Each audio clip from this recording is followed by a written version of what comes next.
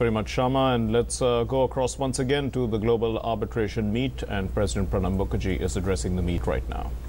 And enforcement in India. We are gathered here today to set the stage for global conference that is aimed at providing an international platform to deliberate upon the future of arbitration in India. It may be appropriate at this stage to first recollect our own experience with arbitration. As with most commercial laws, the first Indian statute on arbitration, the Indian Arbitration Act of 1899, was modelled on its English counterpart, the English Arbitration Act of 1889.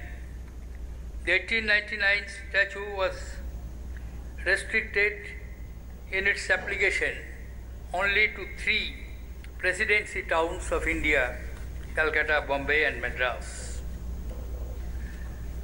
Cross-border enforcement of arbitral awards was not covered under the 1889 law. So the Arbitration Protocol and Convention Act 1937 was enacted. It laid down the procedure for filing foreign awards, their enforcement and conditions of such enforcement. The operation of the law was based on reciprocal arrangements. Arbitration Act of 1940 consolidated the extant law. The 1940 Act, however, did not deal with the enforcement of foreign awards. Over time, the working of this Act was found to be quite inadequate due to too much of the court intervention.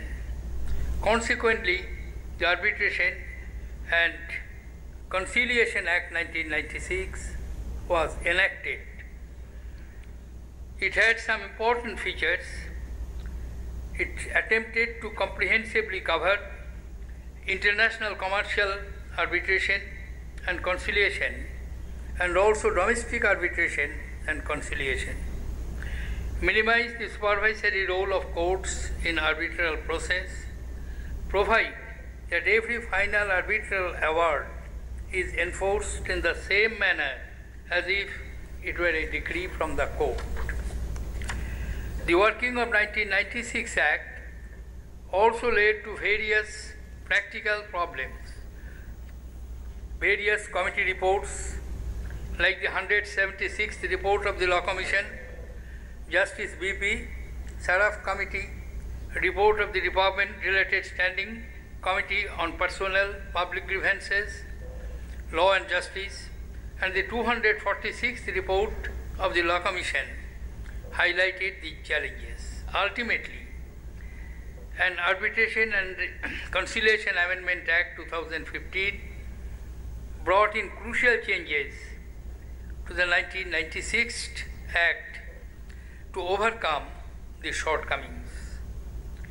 Legal reforms like those are certainly a step in the right direction to strengthen the arbitration ecosystem in India.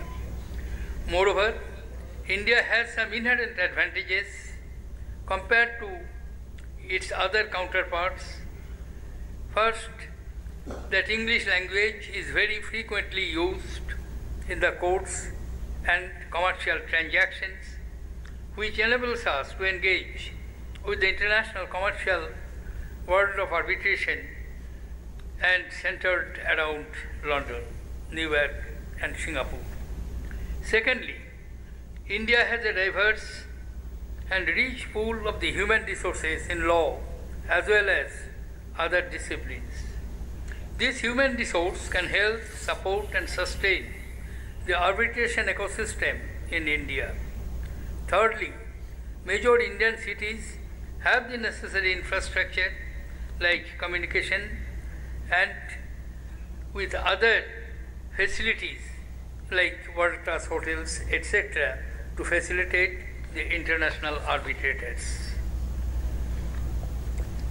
While India quite clearly has the basic legal and physical infrastructure to support international arbitration, we would, going ahead, need basic institutional reforms to strengthen our arbitration framework. Good laws themselves cannot substitute the need for good institutions. Three institutions are particularly critical for strengthening arbitration in India: arbitral institutions, judiciary, and the government. Arbitral institutions help facilitate the core advantage of arbitration, the absence of centralized state-based dispute resolution institution like the judiciary. Instead, arbitration allows decentralized dispute resolution through private market-based solutions. Parties can resolve disputes by a privately constituted arbitral tribunal. It is typically made up of 1 or 3 arbitrators, yet the final outcome is an arbitral award that binds the parties. Lack of a centralized state-based institutions like the judiciary gives flexibility to arbitration, but it also increases costs. If for each and every dispute the parties have to separately draft rules, appoint arbitrators, procure administrative support services, etc., the cost of dispute resolution would naturally be much higher. Arbitral institutions step in to mitigate these costs. They assist the parties with the appointment of the tribunal and the administrations of the proceedings. They take deposits on account of the arbitration costs and fix the arbitrator's fees, remind parties and tribunals of deadlines, make arrangements for hearing, facilities, and so on. But unlike courts, they comprise a private competitive market of non-state institutions. Well, that was the President speaking at the Global Arbitration Summit, and the President was saying that India has good infrastructure, but there is a need for basic institutional reforms to improve decentralized dispute resolution in the country.